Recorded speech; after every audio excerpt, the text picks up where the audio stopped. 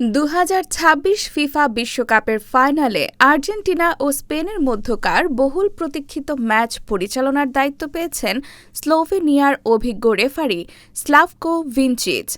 আগামী রোববার নিউ জার্সির মেটলাইফ স্টেডিয়ামে অনুষ্ঠিত হতে যাওয়া শিরোপা নির্ধারণী ম্যাচে বাঁশি বাজাবেন 46 বছর বয়সী এই রেফারি। ফিফা যুক্তরাষ্ট্রের স্থানীয় সময় বৃহস্পতিবার ফাইনালের ম্যাচ কর্মকর্তাদের নাম ঘোষণা করেন। 2010 সালের ফিফা আন্তর্জাতিক রেফারির স্বীকৃতি পাওয়ার পর থেকেই ইউরোপ ও আন্তর্জাতিক ফুটবলের গুরুত্বপূর্ণ ম্যাচ পরিচালনা করে আসছেন ভিনচিচ।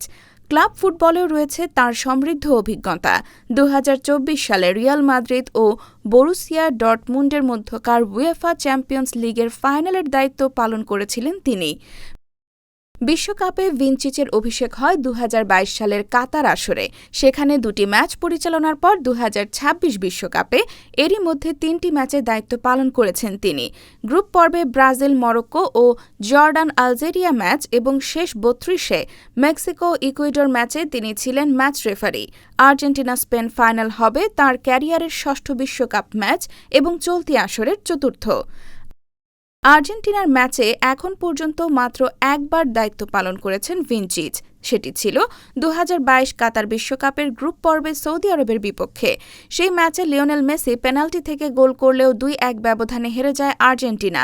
ম্যাচের 7ম মিনিটে লিয়ান্দ্রো পারদেসের ওপর ফাউলের ঘটনায় পেনাল্টির বাঁশি বাজিয়েছিলেন ভিনচিচ।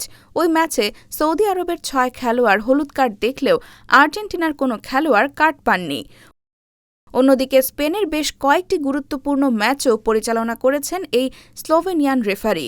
2017 সালে কলম্বিয়ার বিপক্ষে প্রীতি ম্যাচ দিয়ে শুরু করে 2020 ইউরোতে স্পেন সুইডেন ম্যাচ এবং 2023 উয়েফা নেশনস লিগের সেমিফাইনালে স্পেন ইতালি ম্যাচেও দায়িত্ব পালন করেন তিনি।